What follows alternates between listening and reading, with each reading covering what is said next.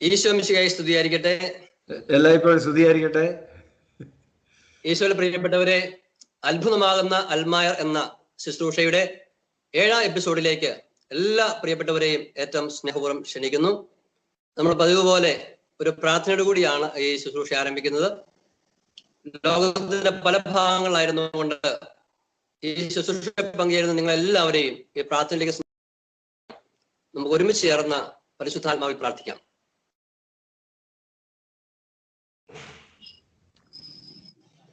ഞങ്ങളെ പ്രിയപ്പെട്ട പരിശുദ്ധാത്മാവെ, ഈ ശുശ്രൂഷയെ പരിപൂർണമായി അങ്ങേക്ക് സമർപ്പിക്കുന്നു. അങ്ങ് തന്നെ ഞങ്ങളെ നയിക്കണമേ, അങ്ങ് ഞങ്ങളിലൂടെ പ്രവർത്തിക്കണമേ. ശുശ്രൂഷ ചെയ്യുന്നവരെയും ഇതിൽ പങ്കുചേരുന്ന ഓരോരുത്തരെയും അങ്ങ് ശക്തമായി ജ്ഞാനത്താലും ശക്തിയാലും അഭിഷേകം ചെയ്യണമേ. ജീവിതത്തിന് കുറച്ചുകൂടി ഉണർവും ഉത്തേജനവും ജ്ഞാനവും എല്ലാം ലഭിക്കുവാൻ കർത്താവെ ഈ ശുശ്രൂഷയെ അങ്ങ് കാരണമാക്കണമെന്ന് പ്രത്യേകം പ്രാർത്ഥിക്കുന്നു. പ്രിയപ്പെട്ട ടൈറ്റസ് ബ്രദറിനെയും എന്നെ സമർപ്പിക്കുന്നു. പരിശുദ്ധാത്മാവെ, അങ്ങയുടെ പ്രവർത്തനങ്ങൾക്കായി ഞങ്ങൾ ഒരിക്കൽ കൂടി പൂർണ്ണമായി സമർപ്പിച്ചു നൽകുന്നു.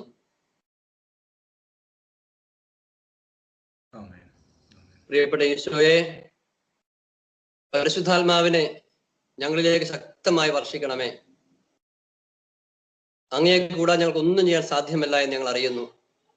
ഞങ്ങളെ പ്രവർത്തനങ്ങള്, ഞങ്ങളെ ശുശ്രൂഷ ദൈവജനത്തെ സഭയ്ക്ക് മുഴുവൻ വലിയ ആത്മീയ ഉണർവിന് കാരണമായി തീരുവാൻ ഈശോയെ ശക്തമായി ഞങ്ങൾ അഭിഷേകം ചെയ്യണമേ.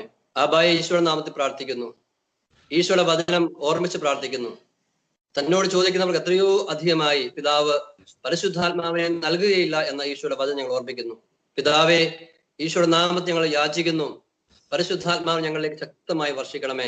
ഈ പങ്കുചേരുന്ന ഓരോരുത്തരിലേക്കും ശക്തമായി വർഷിക്കണമേ എന്ന് പ്രാർത്ഥിക്കുന്നു. പ്രിയപ്പെട്ട മേരിയമ്മച്ചി, അമ്മയുടെ വലിയ മാധ്യസ്ഥം ഞങ്ങൾക്ക് നൽകണമേ. അമ്മയുടെ വിമലഹൃദയത്തിന് പ്രത്യേകമായിട്ട് ഈ ശുശ്രൂഷയെ സമർപ്പിക്കുന്നു, പ്രതിഷ്ഠിക്കുന്നു. വിശുദ്ധ യേശയ്യ പിതാവേ, സകല അപ്പോസ്തലന്മാരെ, സകല വിശുദ്ധരെ, പ്രത്യേകിച്ച് ഞങ്ങളുടെ നാമഹേതു വിശുദ്ധരെ, കാവൽ മാലാഖമാരെ പ്രാർത്ഥിക്കണമേ. മിഖായേൽ, ഗബ്രിയേൽ, റാഫേൽ മാലാഖയെ പ്രത്യേകം പ്രാർത്ഥിക്കണമേ. തിരുസഭയുടെ എല്ലാ യോഗ്യതകളോടും ഈ ശുശ്രൂഷയെ ചേർത്ത് വയ്ക്കുന്നു.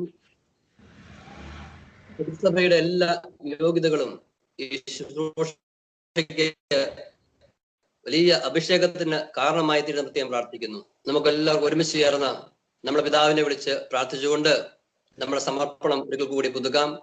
സ്വർഗസ്ഥനായ ഞങ്ങളുടെ പിതാവേ, അങ്ങയുടെ നാമം പൂജിതമാകണമേ.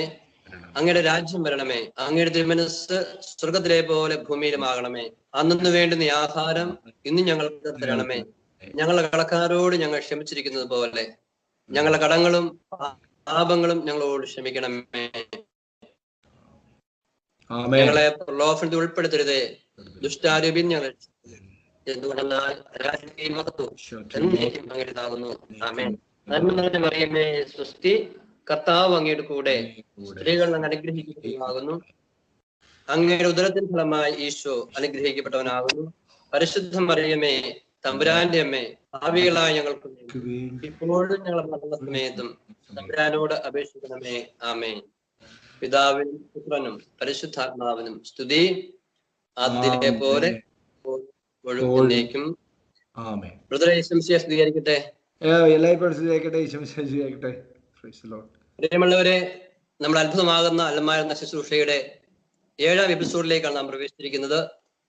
ഇന്ന് നമ്മോടൊപ്പം ഉള്ളത് ഒരുപക്ഷെ നിങ്ങൾക്കെല്ലാം ഈ ദിവസങ്ങളിൽ അറിവുള്ള ബഹുമാനപ്പെട്ട ബ്രദർ ടൈറ്റസ് കാപ്പനാണ്. കഴിഞ്ഞ ദിവസങ്ങളിൽ സൺഡേ ചാനൽ കൂടിയും ഷെക്കേന ചാനൽ കൂടിയും ഒക്കെ ബ്രദറിനെ കുറിച്ചുള്ള വാർത്തകൾ വന്നിരുന്നു. പ്രൊട്ടസ്റ്റന്റ് ലോകത്ത് 25 വർഷത്തോളമായി ശുശ്രൂഷയിലായിരുന്ന സഭയുടെ അനന്യതയും സൗന്ദര്യം തിരിച്ചറിഞ്ഞ് തിരിച്ചു വന്നിരിക്കുകയാണ്. അങ്ങനെ വളരെ വിശിഷ്ടനായ വ്യക്തിയാണ് ഈ ദിവസം നമ്മുടെ കൂടെ ഈ ശുശ്രൂഷയിലുള്ളത്. അദ്ദേഹത്തിൽ കൂടിയുള്ള ആ ആത്മീയ ജ്ഞാനവും കർത്താവിന്റെ ഇടപെടൽ നമുക്ക് പ്രത്യേകമായിട്ട് ശ്രമിക്കാനായിട്ട് ഒരുങ്ങാം. നമുക്ക് ബ്രദറിനെ പരിചയപ്പെട്ടുകൊണ്ട് തന്നെ അദ്ദേഹം തന്നെ നമുക്ക് പരിചയപ്പെടുത്തലും നമുക്ക് ശുശ്രൂഷയിൽ പ്രവേശിക്കാം. അങ്ങനെ പ്രത്യേകമായിട്ട് കുടുംബ പശ്ചാത്തലം അല്ലെങ്കിൽ പ്രത്യേകിച്ച് ദേശം സ്വയം പരിചയപ്പെടുത്തുകയാണെങ്കിൽ വളരെ ഉപകാരമായിരിക്കും. Price the Lord. ബിജു ബ്രദറെ, താങ്ക് യു സോ മച്ച്. എന്നെ ഇതിലേക്ക് ക്ഷണിച്ചതിനെ ഓർത്ത് ഞാൻ അങ്ങയോട് നന്ദി പറയുന്നു. വളരെയധികം താങ്ക്സ്. എൻ്റെ പേര് ടൈറ്റസ് ഇഗ്നേഷ്യസ് കാപ്പൻ എന്നാണ്. ഇഗ്നേഷ്യസ് എൻ്റെ ഫാദറിൻ്റെ പേരാണ്. ഞങ്ങൾ ബേസിക്കലി ഇഗ്നേഷ്യസിന്റെ തിരുനാളാണല്ലോ. എന്തോ? ഇന്ന് വിശുദ്ധ ഇഗ്നേഷ്യസിന്റെ തിരുനാളാണല്ലോ. അതെ. അപ്പോൾ പാല എന്ന് പറഞ്ഞ സ്ഥലത്തായിരുന്നു എൻ്റെ എന്ന് പറഞ്ഞാൽ അപ്പനൊക്കെ ജീവിച്ചിരുന്നത്. അതിനുശേഷം കുറച്ച് വർഷങ്ങൾക്ക് മുൻപ് എന്ന് പറഞ്ഞാൽ ഞാനൊക്കെ ജനിക്കുന്നതിന് മുൻപ് തന്നെ മലബാറിലേക്ക് കുടിയേറിയതാണ്. സീറോ മലബാർ സുറിയാനി സഭയിലാണ് ജനിച്ചു വളർന്നത്. പിന്നെ വിദ്യാഭ്യാസം കഴിഞ്ഞ് സെമിനാറിലൊക്കെ കുറച്ചാൾ പോയിരുന്നു. അതിനുശേഷമാണ് ഞാൻ സെമിനാറില് ഏകദേശം 5 വർഷത്തോളം ഉണ്ടായിരുന്നു. 5 വർഷം മിച്ചം ഉണ്ടായിരുന്നു.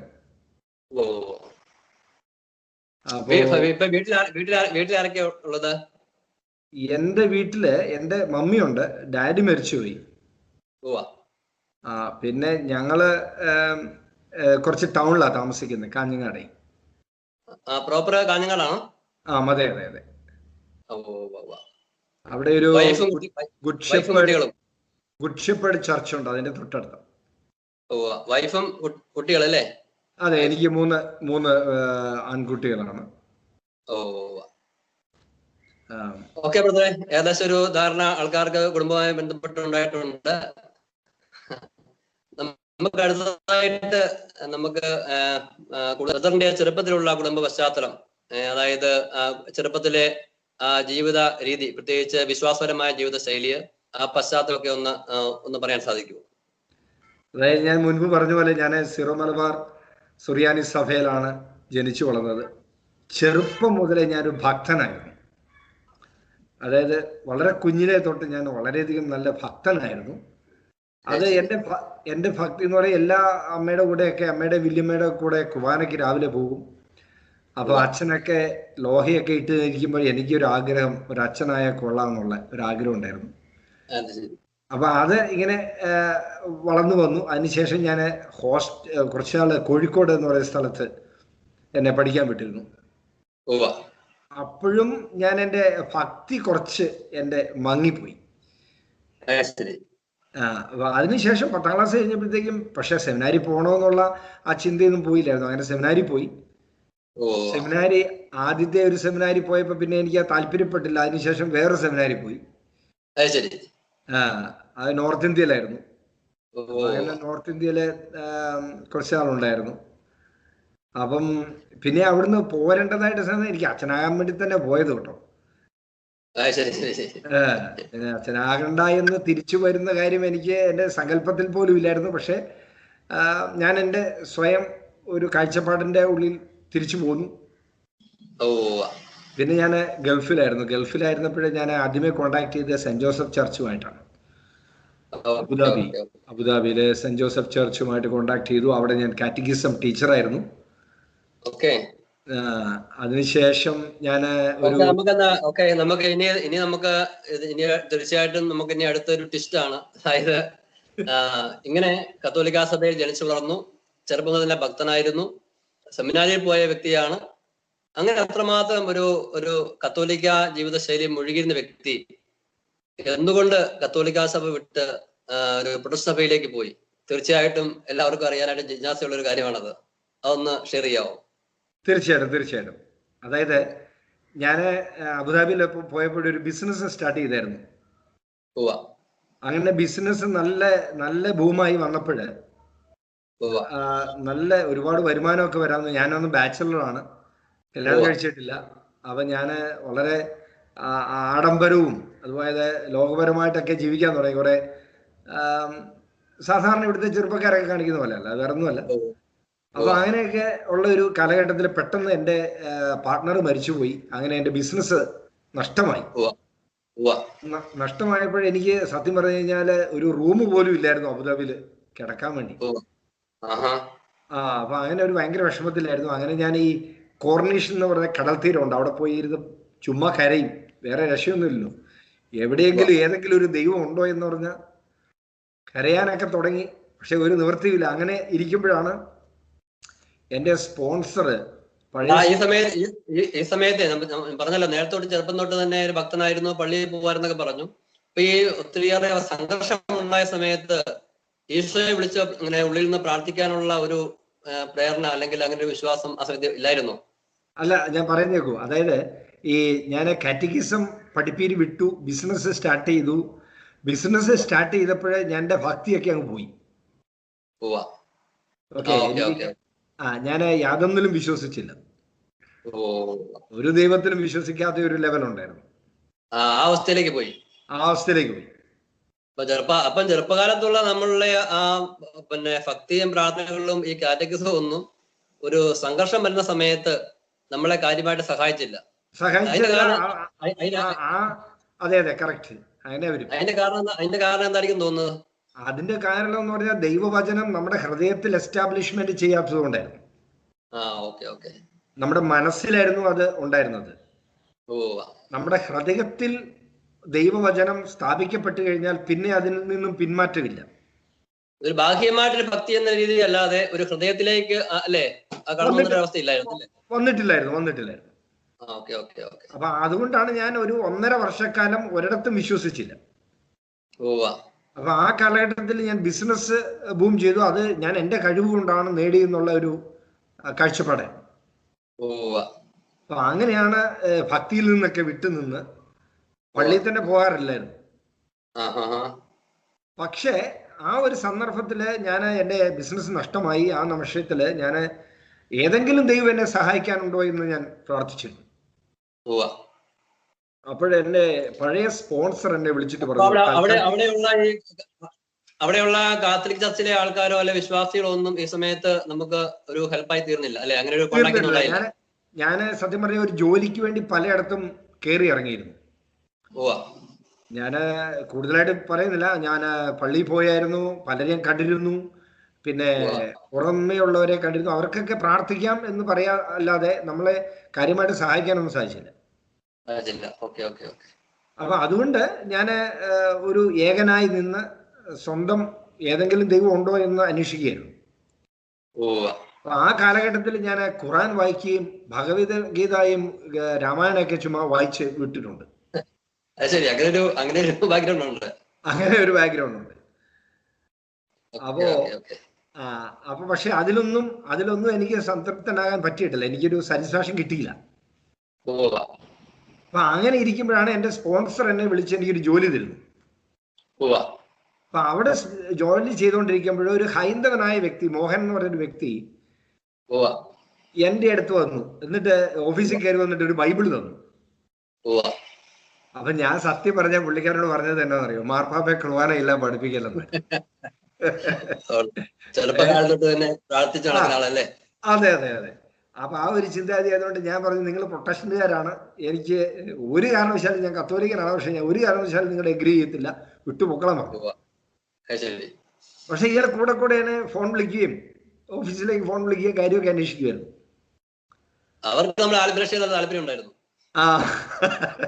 അങ്ങനെ ആയിരിക്കാം. അപ്പോ അവരെന്നെ വിളിച്ച് ഒരു പ്രാവശ്യം പറഞ്ഞ് പ്രാർത്ഥനയ്ക്ക് വരാൻ പറഞ്ഞു. അപ്പൊ എൻ്റെ സുഹൃത്തുമായിട്ട് ഞങ്ങള് പ്രാർത്ഥനയ്ക്ക് പോയി. അതിപ്പോ സുഹൃത്ത് ഇപ്പൊ അമേരിക്കയിലുള്ള, അവൻ ന്യൂയോർക്കിലുണ്ട്. അപ്പൊ അദ്ദേഹം ഞാനും കൂടെ ഈ ആദ്യമായിട്ട് പ്രാർത്ഥനയ്ക്ക് പോകുന്നു. അപ്പൊ അവിടെയുള്ള ഭയങ്കരമായിട്ടുള്ള പാട്ടും ഡ്രം സെറ്റും കീബോർഡും ഇതെല്ലാം കണ്ട് വളരെ ആകർഷണമായി ഞാൻ.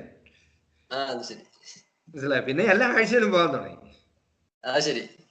ഒരു ഇംഗ്ലീഷ് മീറ്റിംഗ് ആയിരുന്നു.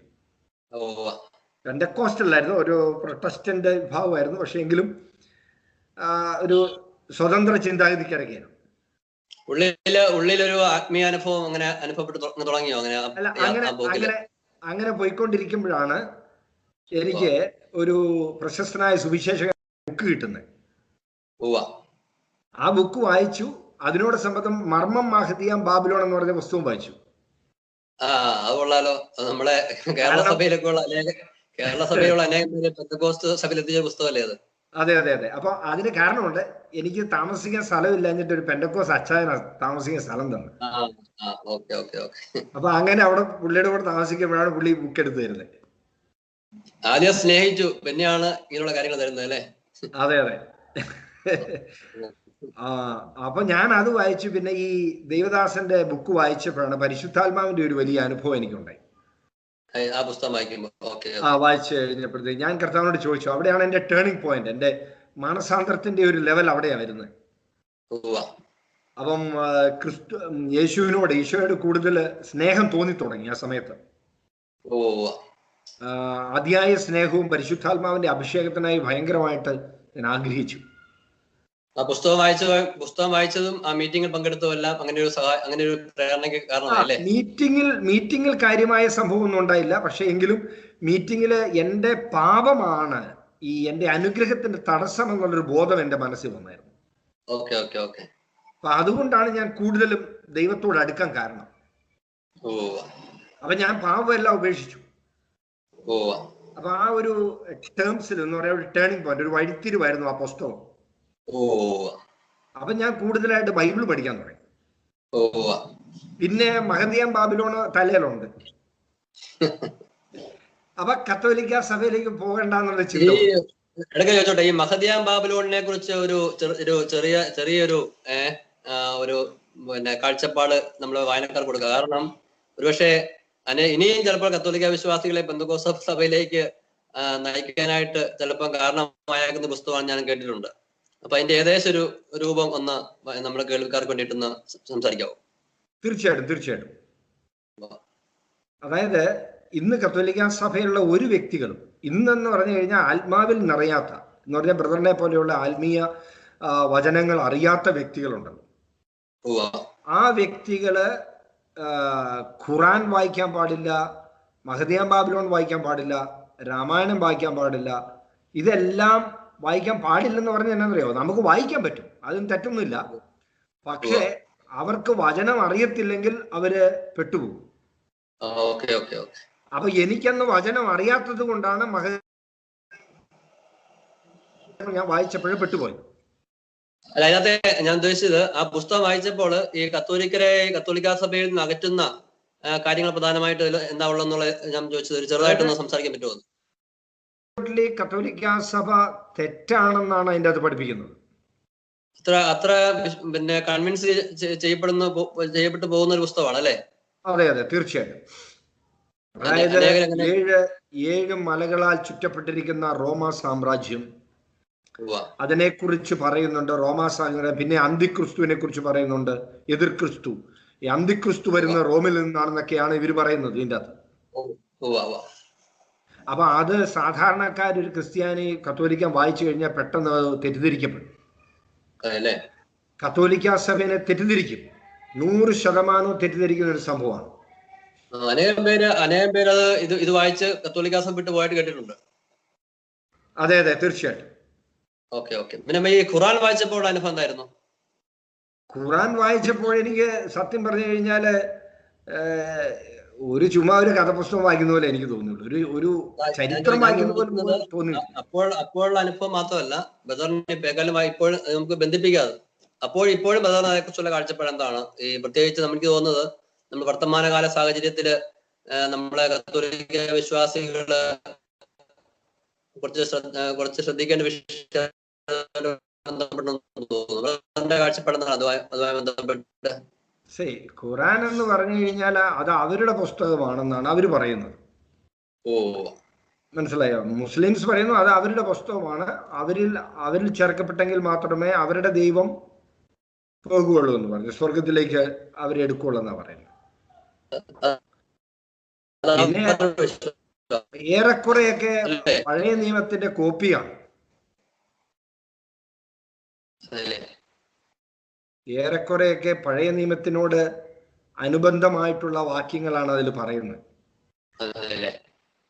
കാരണം അതും പൂർണ്ണതയിലെത്തുന്നില്ല. അത് പൂർണ്ണതയിലെത്തുന്നില്ല. അത് പൂർണ്ണതയിലെത്താതെ നമ്മുടെ ദൈവത്തിന്റെ വചനമാണ്. നമ്മുടെ ബൈബിൾ എന്ന് പറയുന്നത് ദൈവത്തിന്റെ വചനമാണ്. ആ വചനം ഇപ്പൊ ആർക്ക് വേണമെങ്കിലും നോക്കി എഴുതത്തില്ലേ?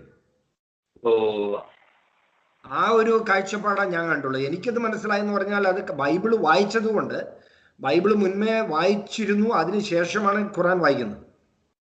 Okay okay okay. അപ്പോൾ ഖുറാൻ വായിക്കുമ്പോൾ എനിക്ക് മനസ്സിലായത് അങ്ങനെയാണ്, ബൈബിളിലെ ഏതാനും കാര്യങ്ങൾ അവർ ഇതിലേക്ക് പകർത്തിയിട്ടുണ്ടെന്ന് വ്യക്തമാണ്. സാധാരണക്കാരനായ ഒരു ക്രിസ്ത്യാനി വായിക്കുമ്പോൾ അങ്ങനെ പെട്ടെന്ന് ഫീൽ ചെയ്യുള്ളൂ. അല്ലെങ്കിൽ സാധാരണക്കാരനെ ക്രിസ്ത്യാനി വായിച്ചു കഴിയുമ്പോൾ അവന് എന്തെങ്കിലും അപകട സാധ്യത ഉണ്ടോ?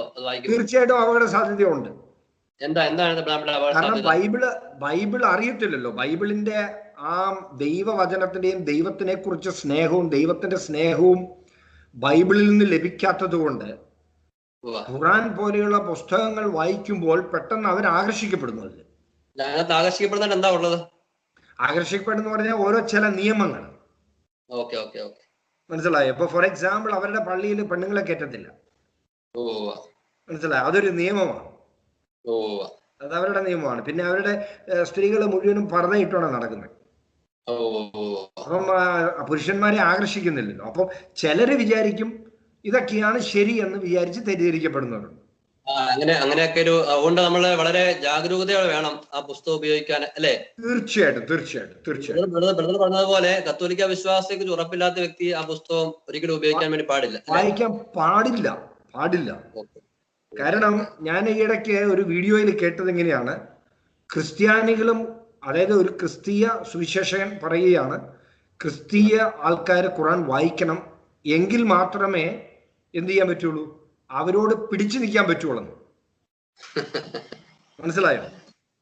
അതിനെ പിടിച്ചു നിൽക്കണം. ദൈവത്തിന്റെ വചനം നമ്മുടെ ഉള്ളിലാണ്. ദൈവത്തിന്റെ വചനം നമ്മുടെ ഉള്ളിലായിട്ടുണ്ടെങ്കിൽ ഈ ലോകത്തുള്ള ഏത് പുസ്തകം വായിച്ചാലും ഒരു കുഴപ്പമില്ല. ഓക്കെ, അപ്പൊ നമുക്ക് വിഷയത്തിലേക്ക് വരാം. അങ്ങനെ ഈ പെന്തക്കോസ്ത് സഭയിലേക്ക് പോകുന്നു, അവിടുന്ന് ഈ പുസ്തകങ്ങൾ വായിക്കുന്നു, ഒരു ഉണർവ് അനുഭവപ്പെടുന്നു. ദെൻ അപ്പം അതില് കണ്ടിന്യൂ ആകുന്നു. അതില് ഞാൻ ഏറ്റവും ആദ്യം ഞാൻ ഓടിച്ചത്, എൻ്റെ ആത്മീയ തീഷ്ണത വന്നിട്ട് ഞാൻ ആദ്യം ഓടിച്ചിരുന്നത് ഫ്രാൻസിസ് അച്ഛൻ്റെ അടുത്താണ്. സെന്റ് ജോസഫ് ചർച്ചിലെ ഇടവക വികാരി അച്ഛൻ്റെ അടുത്ത് ചെന്നപ്പോൾ അച്ഛൻ പറഞ്ഞു it's very good experience Titus, keep it up. അല്ല, ഇങ്ങനെ ഒരു പെന്തക്കോസ്റ്റൽ ബാക്ക്ഗ്രൗണ്ടിൽ നിന്ന് അനുഭവം ഉണ്ടായെന്ന് പറഞ്ഞോ? ഞാൻ പറഞ്ഞു ഇങ്ങനെയാണ് ഉണ്ടായെന്ന് പറഞ്ഞപ്പോൾ അയാൾ പറഞ്ഞു, അച്ഛൻ പറഞ്ഞു വളരെ നല്ലത്. പക്ഷെ ഞാനൊരു ചോദ്യം ചോദിച്ചുള്ളൂ അദ്ദേഹത്തിനോട്. ഞാൻ ചോദിച്ചു, എങ്ങനെയാണ് ഈ മാതാവിന് നമ്മുടെ പ്രാർത്ഥന കേൾക്കുന്നത്, വിശുദ്ധന്മാർക്ക് എങ്ങനെയാ പ്രാർത്ഥന കേൾക്കുന്നത് ചോദിച്ചു. അത് ഞാൻ എവിടുന്ന കിട്ടിയെന്നറിയോ? എനിക്ക് മഹദിയം ബാബുവിനോട് ഇങ്ങനെ ഒരു ഐഡിയ കിട്ടിയതാ. അപ്പൊ ഞാൻ ചോദിച്ചപ്പോ അച്ഛൻ വളരെ കൂളായിട്ട് സംസാരിച്ചു, എന്നോട് ഉത്തരം പറഞ്ഞു. എന്നോട് പറഞ്ഞു, ടൈറ്റസ് നീ ഇപ്പോഴെവിടെയാന്ന് ചോദിച്ചു. ഞാൻ പറഞ്ഞു അച്ഛന്റെ മുമ്പിലാന്ന് പറഞ്ഞു. അല്ല, നീ ഇപ്പോൾ എവിടെയാണ് ചോദിച്ചു. ഞാൻ പറഞ്ഞു, വീണ്ടും എനിക്ക് സംശയം തോന്നി. അപ്പൊ ഞാൻ പറഞ്ഞു ക്രിസ്തുവിലാന്ന് പറഞ്ഞു. അപ്പൊ ചോദിച്ചു, വിശുദ്ധന്മാരും മാതാവും എവിടെയാന്ന് ചോദിച്ചു. ഞാൻ പറഞ്ഞു ക്രിസ്തുവിലാന്ന് പറഞ്ഞു. അപ്പൊ നിങ്ങളൊരു കുടുംബമല്ലേന്ന് ചോദിച്ചു. കുടുംബത്തിലുള്ള വ്യക്തികൾക്ക് അങ്ങോട്ടും ഇങ്ങോട്ടും സംസാരിക്കാൻ പറ്റുമല്ലോ. പക്ഷേ ഒരു പോയിന്റ് എന്റെ മനസ്സിലാക്കി. പക്ഷേ എന്റെ മനസ്സിൽ അതൊന്നും കേറിയില്ല. കാരണം മഹദിയം ബാബിനോടാ തലയിരിക്കുന്നത്. എന്തോ പിന്നെ വളരെ വളരെ നല്ല ചിന്തയാണ്. ഞാനത് ഇപ്പൊ പഠിപ്പിക്കുന്നുണ്ട് ആൾക്കാരെ. മനസ്സിലായല്ലോ? ഞാൻ ആ ഒരു വാക്യം എനിക്ക് ഈ കഴിഞ്ഞ 2019 അതിന്റെ ഒരു വെളിപാട് എനിക്ക് ലഭിച്ചത്. അപ്പൊ അതൊരു വലിയ സംഭവമാണ്. അത് എഫേസ്യ ലേഖനത്തിന്റെ 3-ാമത്തെ അധ്യായത്തിൽ 14-ാമത്തെ വാക്യത്തിലും അത് പറയുന്നുണ്ട്. അത് പറയുന്ന സ്വർഗത്തിലൊരു കുടുംബമുണ്ട്, ഭൂമിയിലും ഒരു കുടുംബമുണ്ട്. സ്വർഗത്തിലെ കുടുംബം എന്ന് പറഞ്ഞാൽ വിശുദ്ധര്. മനസ്സിലായി? അപ്പൊ അവരോട് നമുക്ക് തീർച്ചയായിട്ടും കമ്മ്യൂണിക്കേഷൻ നടത്താൻ സാധിക്കുമല്ലോ. തീർച്ചയായിട്ടും. അപ്പൊ ഈ സഭ വിട്ട് പിന്നെ പെന്തക്കോസ്ത് സഭയിൽ ആയിരുന്ന സമയത്ത് കത്തോലിക്ക സഭ മോശമായതുകൊണ്ട് അല്ലെങ്കിൽ പെന്തക്കോസ്ത് സഭ മെച്ചമായതുകൊണ്ട് അവിടെ ആയിരിക്കുന്നു എന്നൊരു ചിന്തയായിരുന്നു ആ സമയത്ത് ഉണ്ടായിരുന്നത്. എനിക്ക് അങ്ങനെ ഒരു 5 വർഷത്തേക്ക് ചിന്തിക്കേണ്ട വന്നു. മഹദിയം ബാബിലോൺ തലയിൽ നിറക്കി വെക്കാൻ 5 വർഷം എടുത്തു. അത്രമാത്രം പിന്നെ ഈ വിശ്വാസികളെ വശീകരിക്കുന്ന പുസ്തകമാണ് അല്ലേ? അതെ അതെ, തീർച്ചയായിട്ടും. പ്രിയപ്പെട്ട ശ്രോതാക്കളെ, ഇപ്പം ഒരു വളരെ അനുഭവത്തിൽ ഊന്നിന്നുകൊണ്ടാണ് നമ്മളെ ബ്രദർ ടൈറ്റസ് കാപ്പൻ ഈ വിഷയം പറയുന്നത്. ഏതെങ്കിലും കാരണവശാൽ നിങ്ങൾക്ക് ഈ ഒരു പുസ്തകം നിങ്ങൾക്ക് ഒരു വായിക്കേണ്ട ഒരു സന്ദർഭം വന്നു കഴിഞ്ഞാൽ കത്തോലിക്ക വിശ്വാസത്തെ കുറിച്ച് ആഴമേറിയ ഉറപ്പില്ല, അങ്ങനെയുള്ള ഒരു വിധ വായിക്കേണ്ട ആവശ്യം പോലും കാണുകയില്ല. അപ്പൊ ആ പുസ്തകം നമ്മൾ മാറ്റി വെക്കേണ്ട എന്നുള്ള ഒരു വലിയ സൂചനയാണ് ബ്രദർ നമുക്ക് നൽകുന്നത്. വളരെ അപകടകരമായ ഒരു പുസ്തകമാണത്. കത്തോലിക്ക വിശ്വാസം നമ്മളെ വ്യതിരിപ്പിക്കാൻ വേണ്ടി ഉള്ളൊരു വലിയ കടപ്പാട് നമ്മളോട് പ്രത്യേകമായിട്ട് ശ്രദ്ധിക്കാൻ വേണ്ടിയിട്ട് ഈ സഭയ്ക്ക് ബ്രദറെ കണ്ടിന്യൂ ചെയ്യാവേ. ഇപ്പൊ 5 വർഷക്കാലത്തേക്ക് പിന്നെ ഈ ഒരു സഭയോടുള്ള ഒരു അകൽച്ചയായിരുന്നു അനുഭവപ്പെട്ടിരുന്നത്. തീർച്ചയായിട്ടും. അപ്പോൾ അങ്ങനെ ഇരിക്കുമ്പോഴാണ് ഞാൻ നാട്ടിൽ വരുന്നതും. നാട്ടിൽ എല്ലാ വർഷവും ഞാൻ സുവിശേഷത്തിനായി വരുമായിരുന്നു. വർഷത്തിലൊരു 3 പ്രാവശ്യം നാട്ടിൽ വരുമായിരുന്നു. അപ്പൊ അങ്ങനെയാണ് കണ്ണൂര് മാടായി എന്ന് പറയുന്ന സ്ഥലത്ത് ഒരു പൊതുവായിട്ടുള്ളൊരു കൺവെൻഷൻ ക്രൂസൈഡ് സംഘടിപ്പിച്ചത്. അത് ഏത് വർഷമാണ് ഓർമ്മിക്കുന്നത്? 2004-ലാണ്. 2004. അപ്പം സിസ്റ്റേഴ്സും അച്ഛന്മാരും ഒക്കെ പ്രാർത്ഥിക്കാനൊക്കെ വന്നു. അപ്പൊ അതൊരു കത്തോലിക്ക സഭയിലുള്ള അച്ഛനായിരുന്നു അധ്യക്ഷൻ. പിന്നെ CSI അച്ഛനായിരുന്നു ഉദ്ഘാടനം ചെയ്തത്. അപ്പൊ അങ്ങനെ ഒരു പൊതുവായിട്ട്, അതും കാത്തലിക് സ്കൂൾ ഗ്രൗണ്ടിൽ വെച്ചായിരുന്നു. ഗ്രൗണ്ടിന്റെ ഒരു വലിയൊരു ഓഡിറ്റോറിയം ഉണ്ടായിരുന്നു, പിന്നെ ഗ്രൗണ്ടിലും ഉണ്ടായിരുന്നു. അപ്പൊ അങ്ങനെയുള്ളൊരു മീറ്റിങ്ങില് എനിക്ക് ആ മീറ്റിംഗ് കഴിഞ്ഞപ്പോൾ വലിയൊരു അനുഭവമായിരുന്നു, വേറൊരു വ്യത്യസ്ത അനുഭവമായിരുന്നു. കാരണം ലത്തീൻ സഭയിലുള്ള ഒരു അച്ഛനായിരുന്നു അത്. അപ്പൊ ആ അച്ഛന്റെ റിസപ്ഷൻ, അതായത് എന്നെ വളരെ കാര്യമായിട്ട് സ്നേഹിക്കുകയും ആദരിക്കുകയും ചെയ്തു. അത് എന്റെ മനസ്സിനെ ആകെ ചിന്തിപ്പിച്ച ഒരു വിഷയമാണ്. എല്ലാവർക്കും സ്നേഹമാണ് വിഷയം. അതായത് ആ പെന്തക്കോസ്ത് ബാക്ക്ഗ്രൗണ്ടിൽ പോയ സമയത്ത് അവിടെ ബ്രദർ പറഞ്ഞ ശ്രദ്ധിച്ചു, അവിടെ ഒരു വ്യക്തി ബ്രദറിനെ കാര്യമായിട്ട് സ്നേഹിക്കുകയും കരുതുകയും ചെയ്തു. അപ്പൊ അങ്ങനെ സ്നേഹിച്ചത് കൊണ്ട് അവർ വിശ്വാസത്തിലേക്ക് പോകാനായിട്ടൊരു ആകർഷണം ഉണ്ടായി. ഇതാ ഇവിടെ ഈ വൈദികൻ ശക്തമായി സ്നേഹിക്കുന്നു, അപ്പോൾ ഒരു ആകർഷണം ഉണ്ടാകുന്നു. ഈ സ്നേഹം വളരെ ഇവിടെ വരികയാണ്. അപ്പൊ അതുകൊണ്ട് നമ്മള് കത്തോലിക്കരെ വെറുക്കരുതെന്നുള്ള ഒരു ചിന്ത എന്റെ മനസ്സിൽ വന്നു.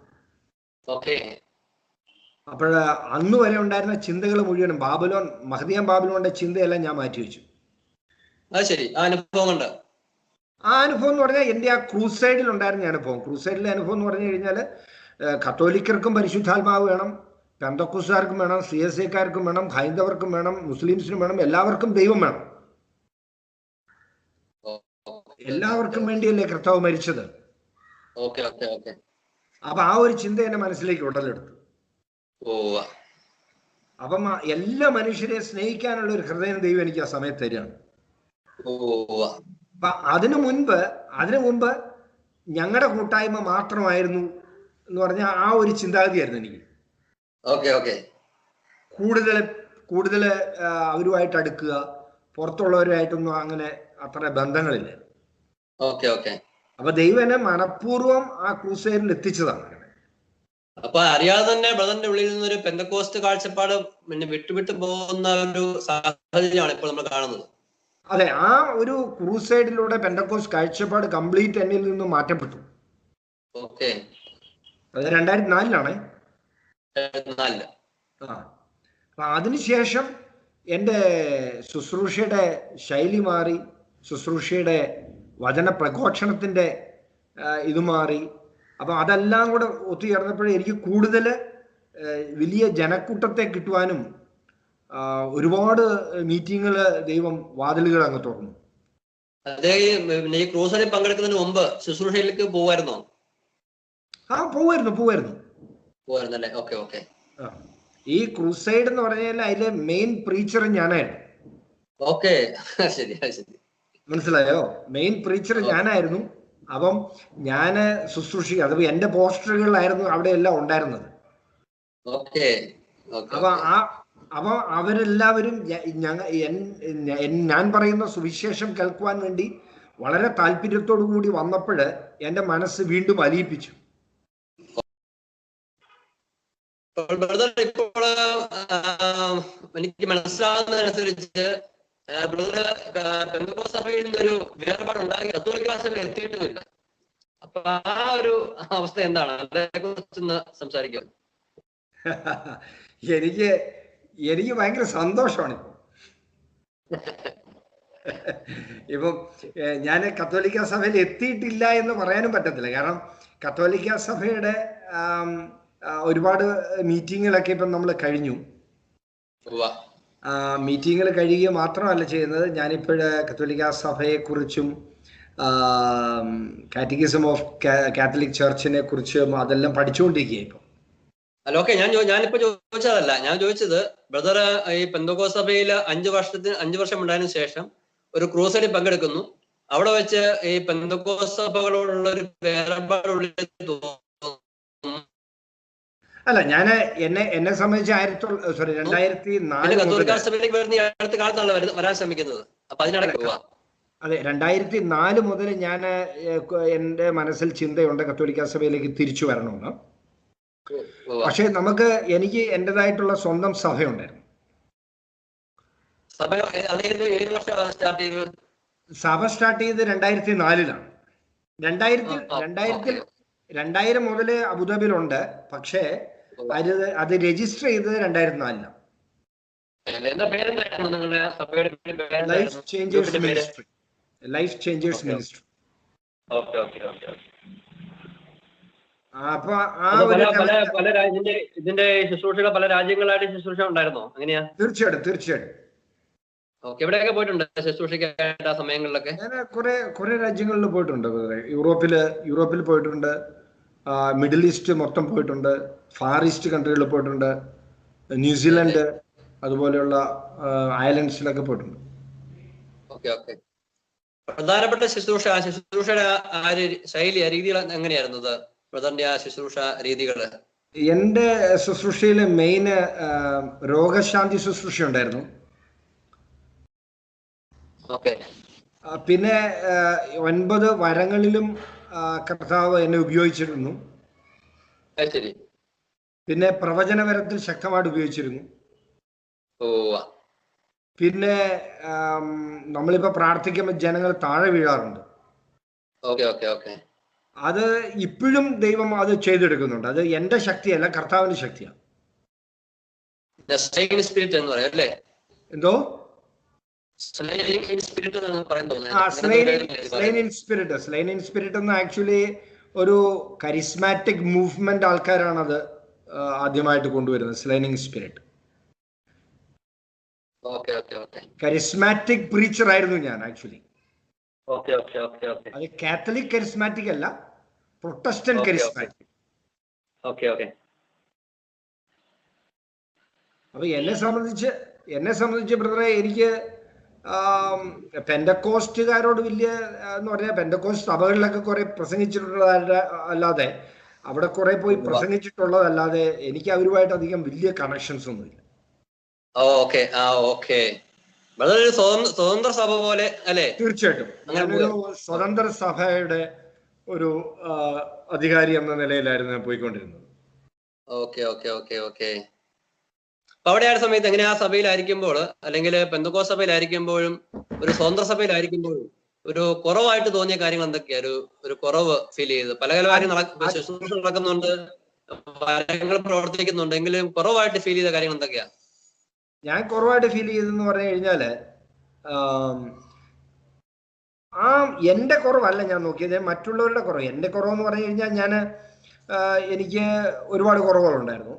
അതിപ്പം എൻ്റെ അടുത്ത് നിൽക്കുന്ന കൗൺസിലേഴ്സ് അതുപോലെയുള്ള ആൾക്കാർ എന്നെ അത് കറക്റ്റ് ചെയ്യുമായിരുന്നു. പക്ഷെ ഇതിലുപരിയായിട്ട് ഞാൻ ഈ പെന്തക്കോസ്റ്റൽ ഗോളവും പ്രൊട്ടസ്റ്റന്റ് സഭകളിലെല്ലാം കണ്ടത് ഭിന്നതയാണ് കാണുന്നത്. മെയിൻ ഭിന്നതയും ദൈവസ്നേഹം ഇല്ലായ്മ ഒരുപാട് ഞാൻ കണ്ടിട്ടുണ്ട്. ദൈവസ്നേഹം ഇല്ലായ്മ ഒരുപാട് ഞാൻ അനുഭവിച്ചിട്ടുമുണ്ട് അവരുടെ ഇടയിൽ. തീർച്ചയായിട്ടും. വാസ്തവത്തില് ഈ പെന്തക്കോസ്ത് സഭകളില് ഒരു വശം, മറുവശത്ത് ഈ പെന്തക്കോസ്ത് സഭകളിലെ നന്മകൾ നമ്മൾ പറയാൻ ശ്രമിക്കുകയാണെങ്കിൽ ചില പ്രധാനപ്പെട്ട നന്മകൾ, അവർ കാണപ്പെടുന്ന നന്മകൾ എന്തൊക്കെയാണ് പറയാൻ പറ്റുന്നത്? നന്മകൾ എന്ന് പറഞ്ഞാൽ ഏറ്റവും കൂടുതൽ അവർ നന്മ എന്ന് പറഞ്ഞാൽ സുവിശേഷം പറയുന്നു.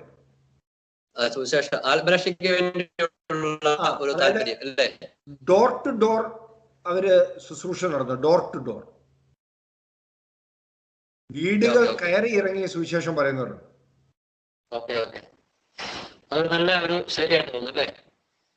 പക്ഷെ അവരുടെ ഒരു ഏറ്റവും വലിയ മിസ്റ്റേക്ക് എന്ന് പറഞ്ഞാൽ അവര് പേടിപ്പിച്ച സുവിശേഷം പറയുന്നത്. അപ്പൊ ആൾക്കാർ പേടിച്ച് പെട്ടെന്ന് വരും. ഞാൻ ഇവിടെ പറയാൻ ഉദ്ദേശിക്കുന്ന കാര്യം, തീർച്ചയായിട്ടും അവരിൽ ഒത്തിരിയേറെ അപാകതകളുണ്ട്.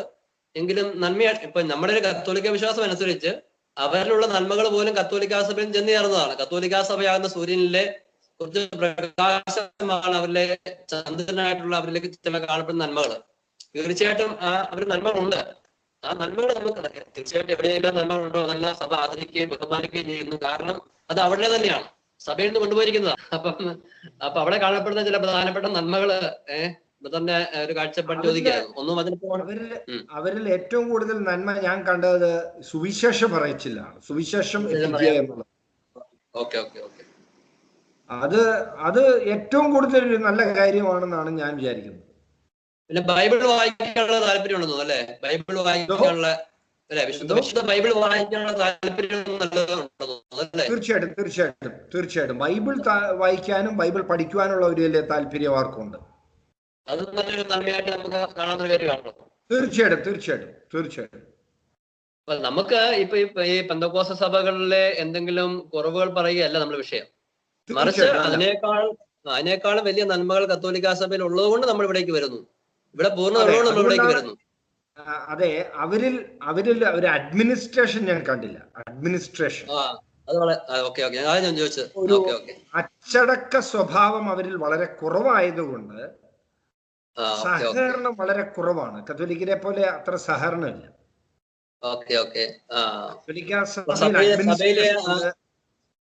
സഭയിലെ ഹൈറാർക്കിയുടെ ഒരു മാഹാത്മ്യം അല്ലേ? എന്തോ സഭയിലെ ഹൈറാർക്കിയുടെ മാഹാത്മ്യം മനസ്സിലാകുന്ന അപ്പോഴാണ്. തീർച്ചയായിട്ടും അത് വളരെയധികം എന്നെ സ്പർശിച്ച ഒരു കാര്യം. അവരിലെ ഈ പിന്നെ പ്രത്യേകിച്ച് നമ്മളുടെ കത്തോലിക്ക വിശ്വാസികളെ, അപ്പൊ അങ്ങനെ ഒരു പുതിയ വിശ്വാസികളെ അവര് മറ്റു മതങ്ങളിൽ നിന്ന് കത്തോലിക്കാ സഭയിൽ നിന്ന് കൊണ്ടുവരാൻ ശ്രമിക്കുന്നു എന്നുള്ള ഒരു പിന്നെ പറച്ചില് പൊതുവെ ഉണ്ട്. അത് ശരിയാണോ? അവനുണ്ടെങ്കിൽ അവരെങ്ങനെയാണ് ആ രീതിയിൽ അവരങ്ങോട്ട് കൊണ്ടുപോകാൻ? ശരിക്കും ക്ലിയർ ആയില്ല ക്വസ്റ്റ്യൻസ്. അതായത് മറ്റു മതങ്ങളിൽ നിന്ന് അവരുടെ സഭയിലേക്ക് കൊണ്ടുപോകുന്നതിനേക്കാൾ ഉപരി കത്തോലിക്കാ സഭയുള്ള വിശ്വാസികളെ അവരിലേക്ക് കൊണ്ടുപോകാൻ ശ്രമിക്കുന്നു എന്ന് പറഞ്ഞു കേൾക്കാറുണ്ട്. അത് ശരിയാണോ? തീർച്ചയായിട്ടും ഞാൻ കണ്ടിട്ടുണ്ട്. പക്ഷെ എന്റെ ശുശ്രൂഷയിലെ ഞാൻ അങ്ങനെ പ്രൊമോട്ട് ചെയ്യാറില്ല. ഇല്ല എന്റെ ശുശ്രൂഷയില് ഞാൻ തികച്ചും ഹൈന്ദവരെ അതുപോലെ നോൺ ക്രിസ്ത്യൻസിനെയാണ് ഫോക്കസ് ചെയ്യുന്നത്. എന്റെ ശുശ്രൂഷയിൽ ഇപ്പോഴത്തന്നെയാണെങ്കിലും കൂടുതലും ഹൈന്ദവരും ആ ഒരു ലെവലിലുള്ളവരാണ്.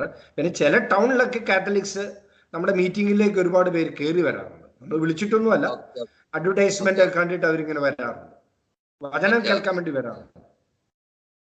ഈ പ്രൊട്ടസ്റ്റന്റ് സഭയിലുള്ള അവരുള്ള ശുശ്രൂഷകര് നമ്മുടെ കത്തോലിക്ക വിശ്വാസികളെ അവരിലേക്ക് ചേർക്കാൻ വേണ്ടി സാധാരണ ഉപയോഗിക്കുന്ന ആ ഒരു പക്ഷേ ചിലപ്പോൾ നമ്മുടെ വിശ്വാസികൾക്ക് കുറച്ചുകൂടി ഒരു ജാഗരൂകത പാലിക്കാൻ വേണ്ടി ചിലപ്പോൾ ഒരു ഉപകാരപ്പെട്ടേക്കും തോന്നുന്നു. അവര് മെയിൻ ആയിട്ട് ഫോക്കസ് ചെയ്ത് പറയുന്നത്, അതായത് കത്തോലിക്കരെ തെറ്റാണെന്നുള്ള വിഗ്രഹാരാധനയെ കുറിച്ച് ആദ്യം പറയുന്നു. വിഗ്രഹങ്ങള് പള്ളിയിൽ വെച്ചിട്ടുണ്ട്, കുരിശ് അതുപോലുള്ള വിശുദ്ധന്മാരുടെ രൂപങ്ങൾ വെച്ചിരിക്കുന്നു, അതിനു മുമ്പിൽ കുമ്പിട്ട് ആരാധിക്കുന്നു. അപ്പൊ അത് പറയുമ്പോൾ ബൈബിളിന്റെ 10 കൽപ്പനകളില് ഏറ്റവും ആദ്യത്തെ കൽപ്പന എടുത്ത് കാണിക്കും. കാഴ്ചപ്പാട് എന്താണ്? എനിക്കിപ്പോഴത്തെ കാഴ്ചപ്പാടെന്ന് പറഞ്ഞാൽ നമ്മൾ ആരും വിഗ്രഹത്തെ ആരാധിക്കുന്നില്ല. കത്തോലിക്ക സഭയിൽ ഒരാൾ പോലും വിഗ്രഹത്തെ ആരാധിക്കുന്നുണ്ടെന്ന് എനിക്ക് തോന്നുന്നില്ല. മനസ്സിലായല്ലേ? നമ്മൾ സത്യത്തിലും ആത്മാവിനും പിതാവായ ദൈവത്തെ ആരാധിക്കുന്നു. അത് പുറത്തു നിന്ന് കാണുമ്പോൾ ഇവർക്ക് തോന്നും നമ്മള് വിഗ്രഹങ്ങളെ ആരാധിക്കുന്നു.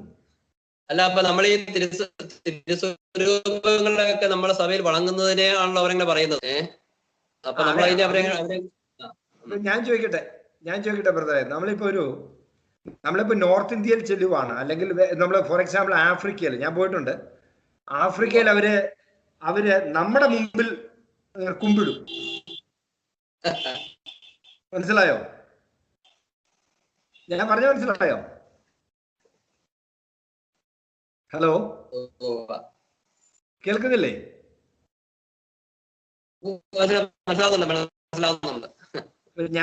ഞങ്ങള് ഒരു ആഫ്രിക്കയിൽ ശുശ്രൂഷയ്ക്ക് പോയപ്പോൾ അവിടെയുള്ള വർഷിപ്പ് ലീഡേഴ്സ് എല്ലാവരും പെട്ടെന്ന് എന്നെ വന്ന് വിഷ് ചെയ്തത് ഞാൻ ആഫ്രിക്കയിൽ പോയപ്പോഴേ അവിടെ ഈ വർഷിപ്പ് ചെയ്യുന്നവരുണ്ട്, വർഷിപ്പ് ടീം. ഒരു 10, 50, 75 വർഷിപ്പ് ആൾക്കാരുണ്ടായിരുന്നു. അപ്പൊ അവരെല്ലാവരും വന്നിട്ട് എന്റെ മുമ്പിൽ ഇങ്ങനെ കുറെ പേര് പകുതി മുട്ടുകുത്തി, ഒരു കാലിൽ മുട്ടുകുത്തി എന്നെ വണങ്ങുന്നു.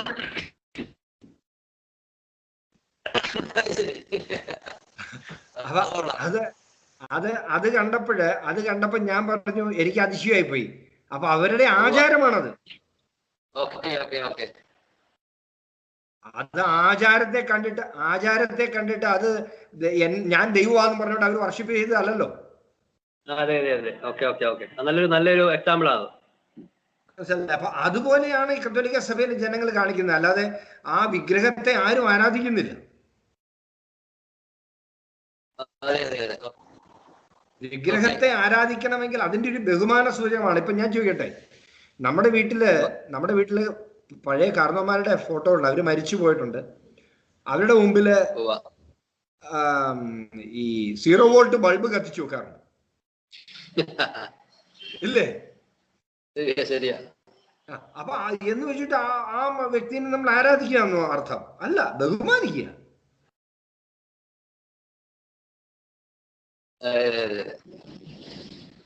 ആരാധനയും വണക്കവും വ്യത്യാസമാണ്, അല്ലേ?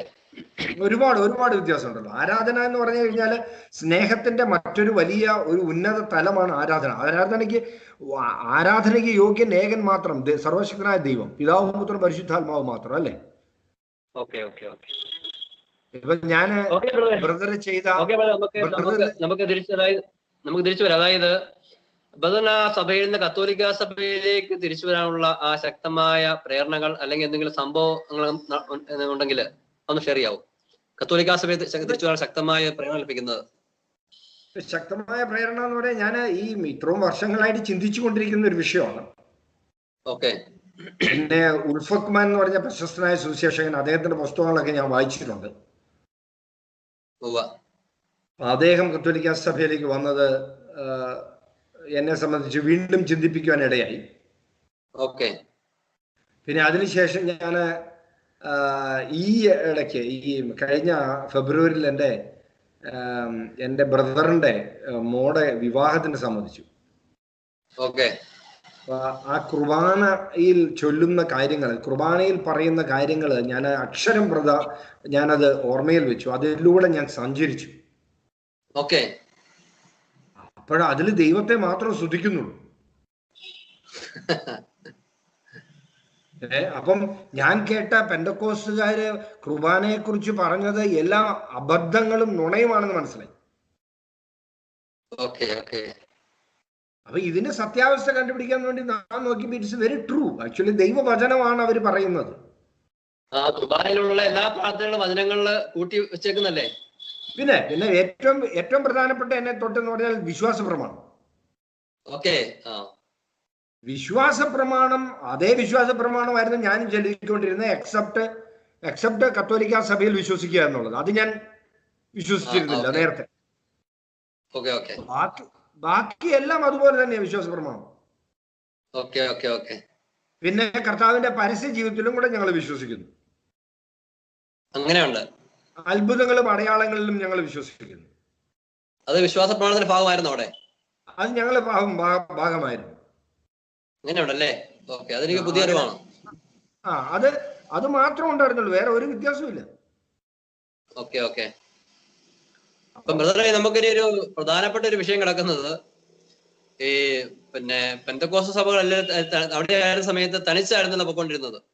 കത്തോലിക്കാ സഭയിലേക്ക് വരുമ്പോൾ നമ്മൾ വലിയൊരു അനുസരണ കീഴിലേക്ക് വരികയാണ്. അവിടെ ആയിരിക്കുമ്പോൾ നമുക്ക് തന്നെ ഒരു വിശ്വാസ അതായത് നമുക്ക് തന്നെ ചില കാര്യങ്ങൾ വിശ്വസിക്കാം, നമുക്ക് തന്നെ ചില കാര്യങ്ങൾ പഠിപ്പിക്കാം, ഇഷ്ടമുള്ളതുപോലെ നമുക്ക് ബൈബിൾ വ്യാഖ്യാനിക്കാം, ഇഷ്ടമുള്ളപ്പോൾ ശുശ്രൂഷ ചെയ്യാം. പക്ഷേ കത്തോലിക്കാ സഭയിലേക്ക് വരുമ്പോൾ കാര്യങ്ങൾ വ്യത്യസ്തമാണ്. അവിടെ പൂർണ്ണമായ ഒരു അനുസരണം അവൾ ആവശ്യപ്പെടുന്നുണ്ട്. നമുക്ക് ഇഷ്ടമുള്ള വ്യാഖ്യാനങ്ങൾ പറ്റത്തില്ല. സഭയുടെ പ്രബോധനം മാത്രമേ നമുക്ക് പഠിപ്പിക്കാൻ പറ്റത്തുള്ളൂ. അപ്പൊ ഇങ്ങനൊരു കുറച്ച് സ്വാതന്ത്ര്യമുള്ള ഒരു പശ്ചാത്തല കത്തോലിക്കാ സഭയിലേക്കോ ഒത്തിരിയേറെ നമ്മളെ പിടിച്ചു കെട്ടിയിടുന്നത് പോലെ അവസ്ഥ വേണമെങ്കിൽ ബ്രദറിനെ എങ്ങനെയാ കാണുന്നത്? ശരി, ഞാൻ ചോദിക്കട്ടെ, ഞാൻ ആസ് ലോങ് ആസ് ഞാൻ പാഷണ്ഡത പഠിപ്പിക്കാതിരുന്നാൽ, കത്തോലിക്കാ സഭയ്ക്ക് എതിരായി ഞാൻ പ്രസംഗിക്കാതിരുന്നാൽ, ഞാൻ കത്തോലിക്കാ സഭയിലുള്ള വിശുദ്ധന്മാർ പ്രസംഗിച്ച അതേ പ്രസംഗങ്ങളും ദൈവവചനത്തുള്ള പ്രസംഗങ്ങളും പ്രസംഗിച്ചു കഴിഞ്ഞാൽ എനിക്ക് യാതൊന്നും പേടിക്കേണ്ട കാര്യമില്ല. ഈ അനുസരണക്കേട് ഉണ്ടാക്കുന്നവനാണ് ഈ പേടിയുള്ളത്. ഞാൻ അനുസരിക്കുവാൻ ബാധ്യസ്ഥനായതുകൊണ്ട് തന്നെയാണ് ഞാൻ വരുന്നത്.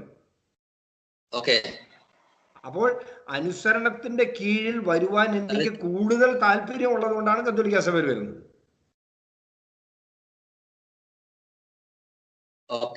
ഞാൻ ഉദ്ദേശിച്ച കാരണം സ്വാഭാവിക രീതിയിൽ ഇപ്പൊ പ്രത്യേകിച്ച് സ്വാതന്ത്ര്യം നടക്കുകയാണ്. അപ്പോൾ നമുക്ക് സ്വാതന്ത്ര്യം ഉണ്ടായിരുന്ന പശ്ചാത്തലത്തിൽ നമ്മൾ ഒരു അനുസരണ വിധേയപ്പെട്ട് വരികയാണ്. മാത്രമല്ല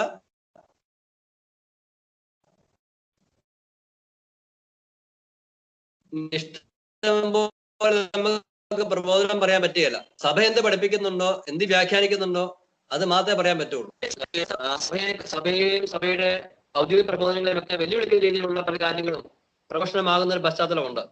അഭിമന്യ പാമ്പ്ളാനി പിതാവും പിന്നെ ഡോക്ടർ ജോഷി മയ്യാറ്റിൽ തുടങ്ങിയ അവരൊക്കെ ഈയിടെ പറയുകയുണ്ടായി, നമ്മൾ വചന ശുശ്രൂഷകളിൽ പോലും പലരും ഈ പാഷണ്ഡപരമായ പ്രബോധനം നൽകുന്നതായിട്ട്, പ്രത്യേകിച്ച് യൂണിവേഴ്സലിസം. അത് കേട്ടിട്ടുണ്ടോ? അങ്ങനെ ഒരു പിന്നെ തെറ്റായ പ്രബോധനത്തെ കുറിച്ച്, യൂണിവേഴ്സലിസത്തെ കുറിച്ച് കേട്ടിട്ടുണ്ടോ? ഉണ്ട്. അത് യൂണിവേഴ്സലിസം എന്ന് പറഞ്ഞാൽ ഇപ്പം കാത്തലിക് ചർച്ചിലാണ് അത് അങ്ങനെ ഒരു പേരിൽ അറിയപ്പെടുന്നത്, അല്ലേ? അതെ. നമ്മള് അത് ഒരു പഴയകാലത്തെ ഒരു പാഷാണ്ഡതയാണ്. നിത്യനരകത്തിൽ ആരും പോവുകയില്ല, എല്ലാവരും സ്വർഗത്തിൽ പോകും എന്നുള്ളൊരു കാഴ്ചപ്പാടാണത്. അത് പ്രൊട്ടസ്റ്റന്റ് സഭയിലുള്ള എക്സ്ട്രീം ഗ്രേസ് പ്രീച്ചേഴ്സ് അല്ലെങ്കിൽ ഹൈപ്പർ ഗ്രേസ് പ്രീച്ചേഴ്സ് പ്രസംഗിക്കുന്ന പ്രസംഗമാണത്.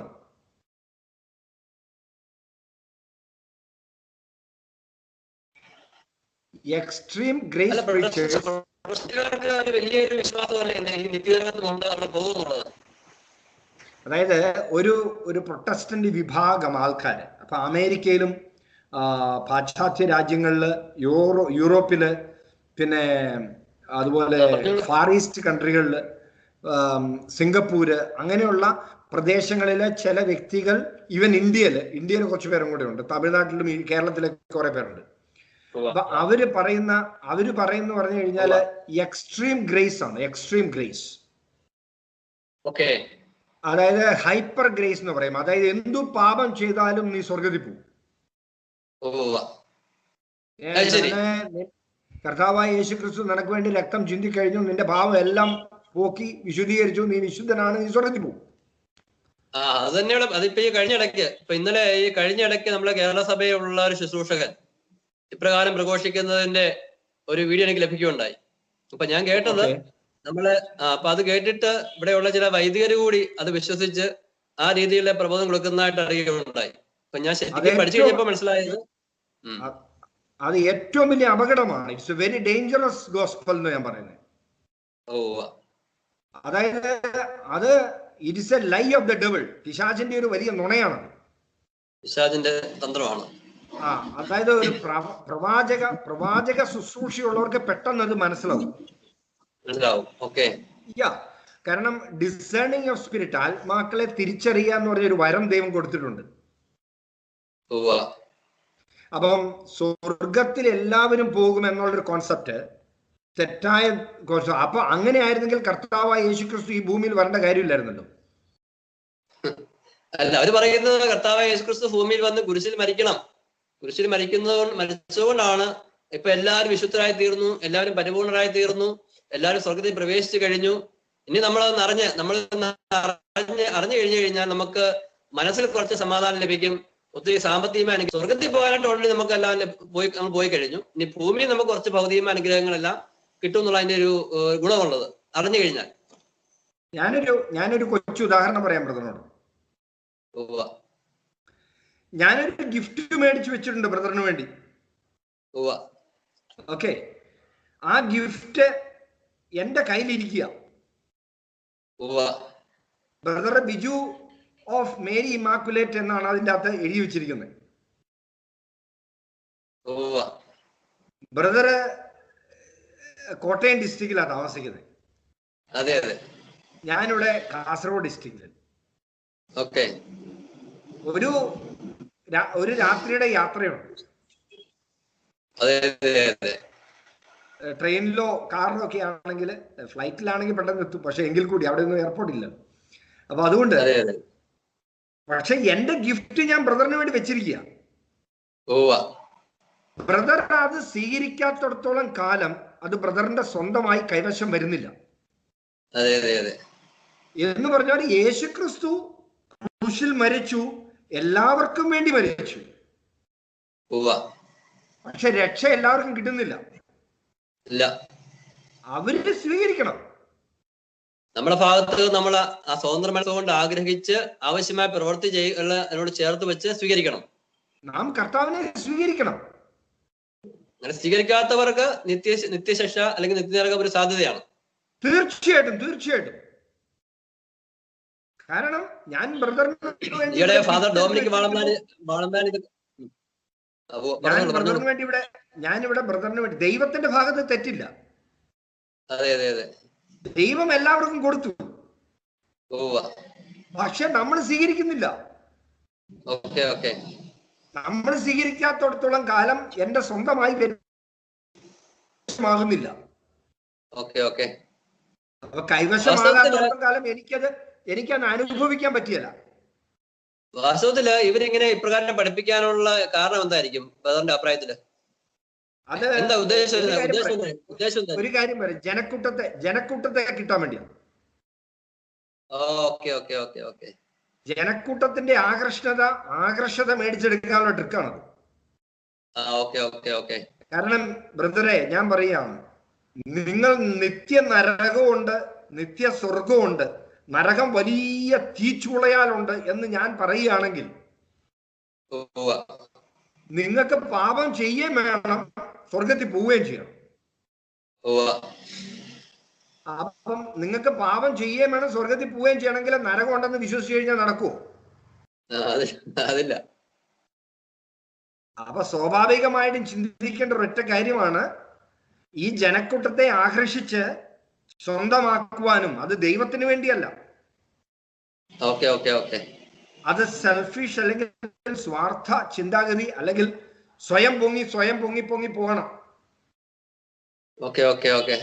ആൾക്കാർക്ക് ഒരു ആകർഷണം ഉണ്ടായി. അതാകുമ്പോഴത്തേനും പേടിക്കേണ്ട ആവശ്യമില്ല, അധ്വാനിക്കേണ്ട. ഇപ്പൊ ഇന്നത്തെ പള്ളിയിലെ പരിശുദ്ധാനിക്കുള്ള വായന പരിശുദ്ധാത്മാവിനെ പാപം ചെയ്ത് കഴിഞ്ഞാൽ വരാനിരിക്കുന്ന ലോകത്തിൽ ക്ഷമിക്കപ്പെടുക എന്നുള്ളതാണ്. ഇപ്പൊ ഞാൻ ഓർക്കുകയായിരുന്നു, പള്ളിയിൽ വികാരിച്ചൻ തന്നെ ഉടനെ പ്രസംഗിച്ചത് പരിശുദ്ധാത്മാവിന്റെ പാപങ്ങളെ കുറിച്ചാണ്. ഒരു ഭാവമാണ് പിന്നെ സ്വന്തം ഒരു ഭാവമാണ്, അതായത് സ്വന്തം പ്രവൃത്തി കൂടാതെ സ്വർഗം കിട്ടുമെന്നുള്ള വിചാരം. അത് പരിശുദ്ധാത്മാവിന്റെ ഭാവമാണ്. നമ്മള് യേശുക്രിസ്തു എല്ലാം ചെയ്ത് കഴിഞ്ഞു, ഞാനൊന്നും ചെയ്യേണ്ടതായിട്ടില്ല, സ്വർഗത്തിൽ പോകുമെന്ന് ചിന്ത തന്നെ പരിശുദ്ധാത്മാവിന്റെ ഭാവമാണ്. ഞാന് എന്റെ ഈ ഹൈപ്പർ ഗ്രേസിന്റെ കൂടെ ഉണ്ടായിരുന്ന ഒരു സഭയിൽ പോയി ഞാൻ പ്രസംഗിച്ചിരുന്നു, ഒരു പുറം രാജ്യത്ത്.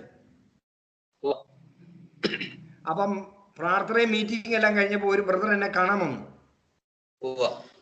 അപ്പൊ അദ്ദേഹം എന്നോട് തുറന്നു പറഞ്ഞു കാര്യങ്ങളൊക്കെ. അപ്പൊ ഞാനും ഈ ഗ്രേസ് ശുശ്രൂഷ ചെയ്തുകൊണ്ടിരുന്ന ആളാ, കൃപയുടെ ശുശ്രൂഷ ചെയ്തുകൊണ്ടിരുന്ന ഒരാളാ. അപ്പൊ ഇദ്ദേഹം എന്നോട് വന്ന് പറഞ്ഞു, ഞാൻ കള്ളു കുടിക്കും, സിഗരറ്റ് വലിക്കും, വ്യഭിചാരവും ചെയ്യും. അദ്ദേഹം പറയണോ? അദ്ദേഹം പറയാ എന്നോട്. അപ്പം അദ്ദേഹം ആ ഹൈപ്പർ ഗ്രേസ് മീറ്റിംഗിൽ പോകുന്ന ഒരാളാണ്.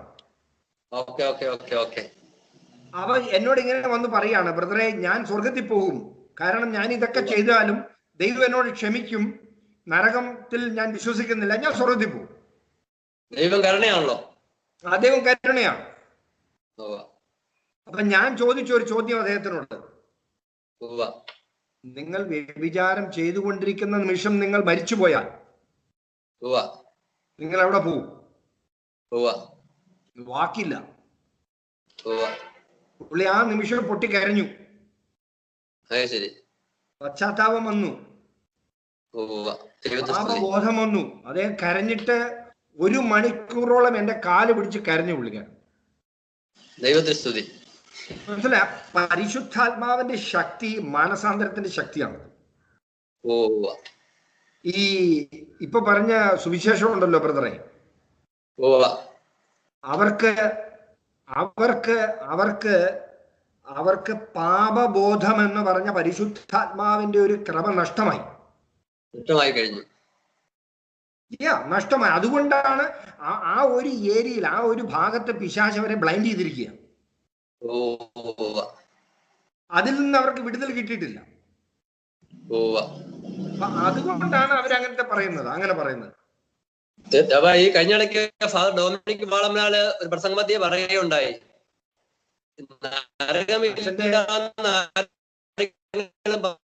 പറയുന്നുണ്ടെങ്കിൽ അത് പിശാച് പറയുന്നത്, അത് പിശാചാണ്. തീർച്ചയായിട്ടും ഞാൻ ഡൊമിനിക് അച്ഛന്റെ ഞാന് ഒരു 4 കേസിന്റെ ശേഷം ശരിക്കും കേൾക്കാറുണ്ട്. 4-5 പേര്. ഒന്ന് നമ്മുടെ പനച്ചിക്കലച്ഛൻ, സോറി പനച്ചിക്കലല്ല, പനക്കലച്ഛൻ. പിന്നെ ഡാനിയൽ അച്ഛൻ, പിന്നെ ഡൊമിനിക് അച്ഛൻ,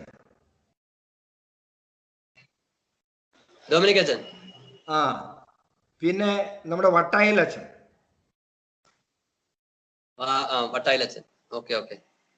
ഇവര് ശുശ്രൂഷിച്ചിരിക്കുന്ന അതേ വചനങ്ങള്, ഞാൻ എന്റെ ശുശ്രൂഷയിൽ പണ്ട് ശുശ്രൂഷിച്ചുകൊണ്ടിരുന്ന അതേ വചനങ്ങളാണ് ഇവർ പറയുന്നത്.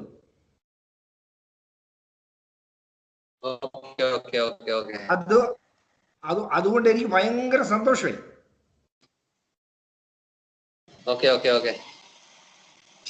ചില കാര്യം ഇപ്പം ഡാനിയൽ അച്ഛൻ പറയുന്ന ചില കാര്യങ്ങളെല്ലാം നമ്മൾ പറഞ്ഞാണ്. ഇവര് എല്ലാം പറയുന്നതല്ല ഞാൻ പറയുന്നത്, ഇവരെല്ലാവരും ചിലതൊക്കെ പറയുന്നത് നമ്മൾ പറഞ്ഞുകൊണ്ടിരുന്ന അതേ സുവിശേഷം തന്നെയാണ്. എനിക്ക് കൂടുതൽ ധൈര്യമായി.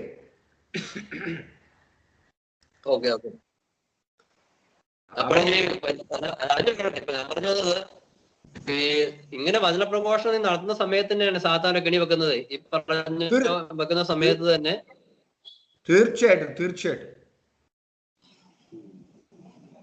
അതുകൊണ്ട് ഇപ്പൊ ഈ നല്ലതുപോലെ പ്രസംഗിക്കുന്ന സമയത്ത് തന്നെ ഇടയ്ക്ക് ഇതുപോലെയുള്ള തെറ്റായ പ്രബോധനങ്ങൾ പുറത്തു വരുന്നതേ വളരെ അപകടകരമാണ്. അപ്പൊ അങ്ങനെ ഒരു പ്രേരണ കൊണ്ടാണ് പ്രസംഗിക്കുന്നത് പറയുന്നത്. ഓക്കെ, ഇപ്പൊ പറഞ്ഞത് ഈ ബ്രദർ ശുശ്രൂഷയായിട്ടാണ് കേരള സഭയിലേക്ക്. ബ്രദറിനെ കാത്തിരിക്കുന്ന വലിയ ഒരു ഭാഷാണ്ഡതയാണ്, ഒരു അബദ്ധ പ്രബോധനമാണ് ഈ യൂണിവേഴ്സിസം. ബ്രദറിനെ ശക്തമായിട്ട് മെസ്സേജ് കൊടുക്കേണ്ട ഒരു വിഷയമാണ്. ദൈവത്തിന്റെ കരുണയുടെ പേരിൽ നമ്മൾ പാപം ചെയ്ത് നരകമില്ലാന്ന് വിശ്വസിക്കാൻ പാടില്ല. മരിച്ചു കഴിഞ്ഞാൽ നിത്യനരകമുണ്ടെന്നുള്ള ഒരു വലിയ മെസ്സേജ് ബ്രദറിനെ ശുശ്രൂഷിക്കാൻ സമയത്ത് കൊടുക്കേണ്ട. ഞാൻ എൻ്റെ ജീവിതത്തിന്റെ അനുഭവം, വചനത്തിലൂടെ എൻ്റെ ജീവിത അനുഭവം,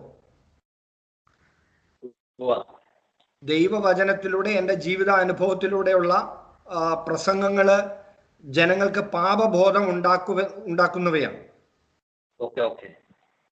പരിശുദ്ധാത്മാവ് വരുമ്പോൾ അവർക്ക് പാപബോധം ഉണ്ടാവുമെന്ന് യേശു പറഞ്ഞു. നമ്മുടെ ഈശോയുടെ ഒരു യോഹന്നാൻ എഴുതിയ സുവിശേഷത്തിൽ ഈശോ പറയുന്ന ഒരു കാര്യമാണ്, അവൻ വരുമ്പോൾ അവർക്ക് പാപബോധം ഉണ്ടാകും. അവസാന ജഡ്ജ്മെന്റിനെ കുറിച്ച് വെളിപ്പെടുത്തുക, അതായത് അവസാന വിധിയെ കുറിച്ച് വെളിപ്പെടുത്തി തരും. അതാണ് കർത്താവിന്റെ വചനം പറയുന്നത്. അപ്പോൾ ഈ ലോകത്തിലുള്ള പാപികളായ വ്യക്തികളോട് സുവിശേഷം പറയുമ്പോൾ അവർക്ക് പാപബോധം ഉണ്ടാവുകയും അവർ മാനസാന്തരപ്പെടുകയും ചെയ്യുന്നു. ഓക്കെ, അങ്ങനെയാണ് അവർ യേശുവിനെ സ്വീകരിക്കുന്നത്. Please welcome. അങ്ങനെയുള്ള ശുശ്രൂഷകൾ കേരള സഭയ്ക്ക് ഒത്തിരി ആവശ്യമായിരിക്കുന്നു. Praise the Lord. ഓക്കെ, നമുക്ക് അടുത്തൊരു കാര്യത്തിലേക്ക് വരേണ്ടത്, ഈ സഭയിലേക്ക് വരാൻ ഈ അടുത്ത കാലത്തുണ്ടായ ആ ഒരു സാഹചര്യം, സഭയിൽ നിന്ന് ഏതൊക്കെ രീതിയിലാണ് സഭയിലേക്ക് വരാനുള്ള ആ സാഹചര്യം ഒക്കെ ഒരുങ്ങി വന്നത്, അതിനെക്കുറിച്ച് സംസാരിക്കാവോ? സാഹചര്യം ഒരുങ്ങി വന്നത് തീർച്ചയായിട്ടും പറയും. ഞാൻ ഈ ഫെബ്രുവരി മാസം കുർബാന കണ്ടതിന് ശേഷം ഞാൻ വളരെ ശക്തമായിട്ട് എൻ്റെ കുടുംബവും കുഞ്ഞുങ്ങളൊക്കെ ആയിട്ട് ഞങ്ങൾ പ്രാർത്ഥിക്കുകയും ചിന്തിക്കുകയും ചെയ്തൊരു വിഷയമാണ്. വീട്ടിൽ വിഷയം ചർച്ച ചെയ്യുന്നു. പിന്നെ അപ്പം അതുകൊണ്ട് ഞാൻ അലക്സ് പിതാവിനെ പോയി കണ്ടിരുന്നു. അപ്പൊ അദ്ദേഹത്തിന്റെ ഒരു സ്വീകരണം വളരെ വളരെ അധികം എനിക്ക് താല്പര്യമുള്ളതാക്കി. നല്ലൊരു പിതാവാണ് അദ്ദേഹം. പിന്നെ അവരുടെ കൂടെ ഉണ്ടായിരുന്ന അച്ഛന്മാരുടെ ഒരു മീറ്റിങ്ങില് അവരെന്നെയൊക്കെ വളരെയധികം സ്നേഹിക്കുകയും ബഹുമാനിക്കുകയും പ്രാർത്ഥിക്കുകയൊക്കെ ചെയ്തു. സഭയിലേക്കുള്ള സ്വീകരണം തന്നെ വളരെ വെൽക്കമിംഗ് ആയിരുന്നു. വളരെ വളരെ വളരെ നല്ലൊരു പോസിറ്റീവ് ആയിരുന്നു. അതായത് തിരിച്ചു വരുന്ന മകനെ അമ്മ സ്വീകരിക്കുന്നത് പോലെ. തീർച്ചയായിട്ടും. Okay okay okay. ഈ ഭാവി ശുശ്രൂഷയെ കുറിച്ച് എന്തെങ്കിലുമൊക്കെ സഭയിൽ നിന്ന് അങ്ങനത്തെ സംസാരം ഉണ്ടായിട്ടുണ്ടോ? എങ്ങനെ? ഇനി ഭാവിയിലുള്ള ശുശ്രൂഷയെ കുറിച്ച് സഭയിൽ നിന്ന് എന്തെങ്കിലുമൊക്കെ തീരുമാനം ഉണ്ടായിട്ടുണ്ടോ? ഇല്ല, ഞാൻ എൻ്റെ ദർശനം ഞാൻ എൻ്റെ പിതാവിനോട് സംസാരിച്ചിരുന്നു. ഓക്കെ. എൻ്റെ ദർശനം ഞാൻ പിതാവിനോട് സംസാരിച്ചപ്പോൾ അതും കത്തോലിക്ക സഭയിലുള്ള ആശയങ്ങളും തമ്മിൽ ഒരുപാട് പൊരുത്തപ്പെടുന്ന ഒരു സംഭവമാണ്. ഓക്കെ. അപ്പൊ അതിന് അവര് വെൽക്കം ചെയ്തു. Okay okay okay. അപ്പൊ എനിക്ക് കൂടുതൽ ധൈര്യമായി. ഈ ഔദ്യോഗിക പ്രവേശനം എന്നായിരിക്കും? ഡേറ്റ് വല്ല ഫിക്സ് ചെയ്തിട്ടുണ്ടോ ഔദ്യോഗികമായിട്ട് സഭയിലേക്ക് തിരിച്ചു വരുന്നുള്ളതിനെ? ഡിസംബർ മാസത്തിലായിരിക്കും. ഡിസംബർ മാസം അത് ബിഷപ്പ് ഡേറ്റ് പറയാന്ന് പറഞ്ഞിട്ടുണ്ട്. Okay okay okay. ഇപ്പൊ എനിക്ക് തോന്നുന്നത് ഈ പല പല അനുഭവങ്ങൾ കൊണ്ട് ഇപ്പൊ കേരള സഭയിലെ വിശ്വാസികളെ സംബന്ധിച്ച് എല്ലാ കാലഘട്ടങ്ങളും അങ്ങനെ ഒരാൾ സഭയിലേക്ക് വരുമ്പോ ഒന്ന് സംശയദൃഷ്ടിയോടെ വീക്ഷിക്കും. അയാൾ എന്തിനാ സഭയിലേക്ക് വരുന്നത്? ശരിയായ ഉപദേശത്തോടെയാണോ? അതായത് സങ്കുചിതമായ ഒരു പ്ലാറ്റ്ഫോമിൽ നിന്ന് കുറച്ചുകൂടി വിശാലമായ ഒരു പ്ലാറ്റ്ഫോം കിട്ടി തന്റെ ആശയങ്ങളും മറ്റും പ്രചരിപ്പിക്കാനുള്ള വരവാണോ? ചിലപ്പോഴൊക്കെ ചിലരൊക്കെ അങ്ങനെ വന്ന് ചില കാര്യങ്ങൾ ചെയ്തു കഴിയുമ്പോൾ ആൾക്കാർക്ക് വീണ്ടും സംശയം വർദ്ധിക്കുകയാണ്. ഞാൻ പറഞ്ഞു വരുന്നത്, തീർച്ചയായിട്ടും മെദറിനെ കാത്ത് ഇങ്ങനെയുള്ള ഒരു വിശ്വാസികളൊരു ഗണമുണ്ട്. ഇദ്ദേഹം എന്തിനാ സഭയിലേക്ക് വരുന്നത്? ജനുവനായിട്ടാണോ? ശരിക്കും സഭയെ അറിഞ്ഞ് സ്നേഹിക്കാൻ വേണ്ടിയും സഭയിലെ ദർശനങ്ങൾ മാത്രം സ്വീകരിച്ച് ജീവിക്കാൻ വേണ്ടിയാണോ? അതെന്തെങ്കിലും ദുരുദ്ദേശമുണ്ടോ? അപ്പൊ അതുകൊണ്ട് ആ രീതിയിലുള്ള ഒരു ചെറിയ അസ്വസ്ഥത കുറച്ചു കാലത്തേക്ക് ഉണ്ടാവുന്ന എനിക്ക് തോന്നുകയാണ്. അദ്ദേഹം മറിച്ച് ഈ പറഞ്ഞതുപോലെ ഇദ്ദേഹത്തിന്റെ വരവിൽ സന്തോഷിക്കുകയും പ്രോത്സാഹിപ്പിക്കുകയും വളർത്താൻ ശ്രമിക്കുകയും ചെയ്യുന്നവരുടെ ഒരു വലിയ ഗണവും മറുവശത്തുണ്ടാവും. അങ്ങനെ സമ്മിശ്രമായൊരു പ്രതികരണമായിരിക്കും തീർച്ചയായിട്ടും തന്നെ കാത്തിരിക്കുന്നതെന്നാണ് എനിക്ക് പ്രത്യേകമായിട്ട് പറയാനുള്ളത്.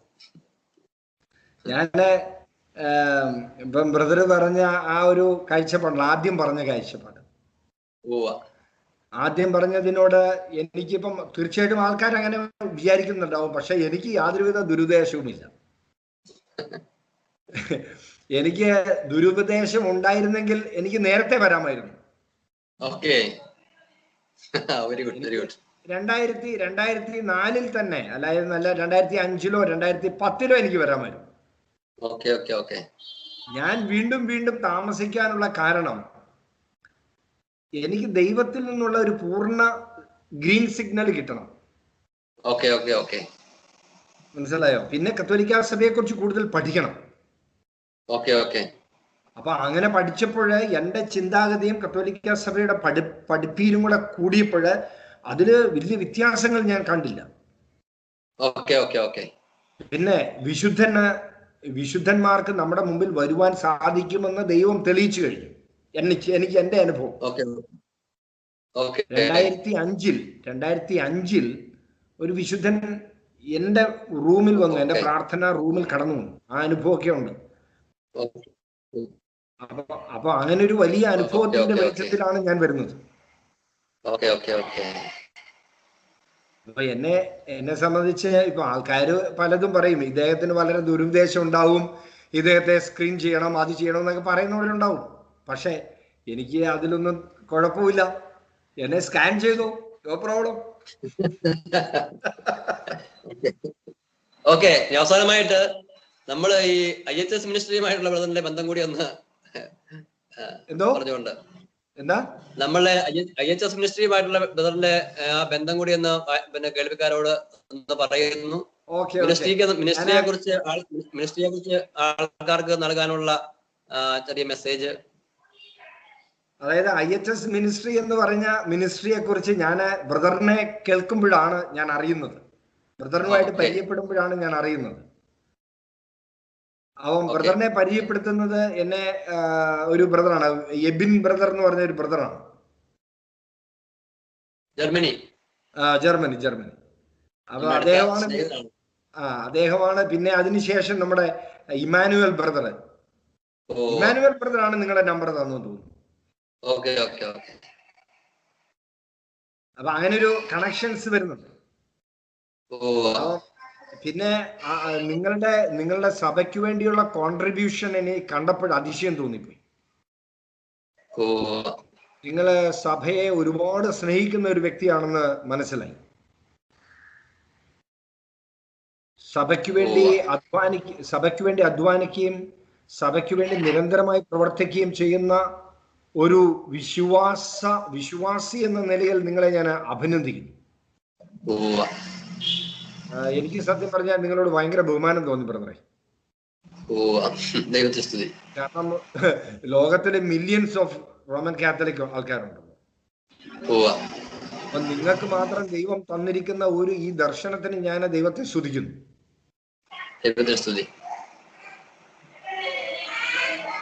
ഓക്കെ ബ്രദറെ, സന്തോഷം. നമുക്കിനി ഒരുമിച്ച് ചെയ്യാനുള്ളൊരു കാര്യം, നമ്മളുടെ പ്രിയപ്പെട്ട ശ്രോതാക്കള്, അവരുടെ കൂടെ പലതരം ആവശ്യങ്ങളുള്ളവര്, രോഗികള്, അങ്ങനെ പല കൂട്ടം ആൾക്കാരുണ്ടല്ലോ. അവർക്ക് എല്ലാവർക്കും വേണ്ടി ബ്രദർ പ്രത്യേകം പ്രാർത്ഥിക്കാം. നമുക്ക് ഒരുമിച്ച് ചേർന്ന് ബ്രദർ പ്രാർത്ഥിച്ചോളൂ. നമുക്ക് ഒരുമിച്ച് ചേർന്ന് നമ്മളുടെ ശ്രോതാക്കൾ എവിടെയായിരുന്നാലും നമുക്ക് രണ്ടുപേർക്ക് ഒരുമിച്ച് ഐക്യതയോടുകൂടി പ്രാർത്ഥിക്കാം. ഈ ഭൂമിയിൽ രണ്ടുപേര് ഐക്യതയോടുകൂടി പ്രാർത്ഥിച്ചു കഴിഞ്ഞാൽ എന്ത് കാര്യം നേടുമെന്നാണ് മത്തായിയുടെ സുവിശേഷം 12:19 പറയുന്നത്, 18:19. അപ്പോ നമ്മൾ രണ്ടുപേരും ഒരേ മനസ്സോടുകൂടി നമ്മുടെ വചന പ്രഘോഷങ്ങള്, സാക്ഷ്യങ്ങള്, സ്പിരിച്വൽ ഡിസ്കഷൻസ് കേൾക്കുന്ന ആരെങ്കിലും രോഗികളായിട്ടുണ്ടെങ്കിൽ ഈ നിമിഷം കർത്താവിന്റെ കരങ്ങൾ വന്ന് സ്പർശിക്കുന്നത്, അത്ഭുതകരമായി സ്പർശിച്ച് അവരെ രോഗങ്ങൾ സൗഖ്യമാക്കുന്നത്, കർത്താവ് ആ സൗഖ്യമാക്കുന്നതിനായി ഞങ്ങൾ നന്ദി പറയുന്നു. അങ്ങനെ ജീവനുള്ള ആണിപ്പഴുള്ള കൈകൾ, കരങ്ങൾ രോഗികളുടെ മേൽ സ്പർശിക്കുന്നതിനെ ഓർത്ത് ഞാൻ ദൈവത്തെ സ്തുതിക്കുന്നു. എല്ലാവരും സൗഖ്യം പ്രാപിക്കട്ടെ. യേശുവിന്റെ അതിവിലയേറിയ നാമത്തിലും ശക്തിയേറിയ നാമത്തിലും, യേശുവിന്റെ നാമത്തിൽ ഞങ്ങളെ കേൾക്കുന്നവരും ഞങ്ങളെ കാണുന്നവരും, രോഗികളും പ്രശ്നത്തിലാകിയിരിക്കുന്നവരും, സാമ്പത്തിക ബുദ്ധിമുട്ടുള്ളവരും, മനസമാധാനം ഇല്ലാത്തവരും, കുടുംബ പ്രശ്നങ്ങൾ ഉള്ളവർക്കും വേണ്ടി ഞങ്ങൾ ഈ നിമിഷം പ്രാർത്ഥിക്കുന്നു. ഒരുമിച്ച് പ്രാർത്ഥിക്കുന്നു കർത്താവേ. പിതാവിനോടും പുത്രനും പരിശുദ്ധാത്മാവിന്റെ നാമത്തില് അവരെ ഞങ്ങൾ അനുഗ്രഹിച്ച് പ്രാർത്ഥിക്കുന്നു. യേശുവിൻ നാമത്തിൽ, പിതാവിന്റെയും നാമത്തിൽ. ആമേൻ. താങ്ക് യു ബ്രദറെ, ഇതുപോലെയുള്ള ഒരു ഡിസ്കഷനിൽ കടന്നു വന്നതിന്.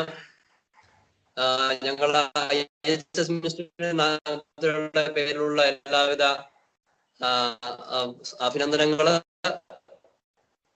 പ്രത്യേകമായ പ്രോത്സാഹനങ്ങള്, സാധിക്കുന്ന രീതിയിൽ ഞങ്ങളുടെ എല്ലാവിധ സഹകരണങ്ങളെല്ലാം പ്രത്യേകമായിട്ട് ഫാമിലിയെ, പിന്നെ ശുശ്രൂഷ കുടുംബത്തെ എല്ലാം വളരെ യാത്രയില് സഭയിൽ നമുക്ക് ഒരുമിച്ച് ചേർന്ന് ശുശ്രൂഷയും കർത്താവ് കൃപ തരട്ടെ.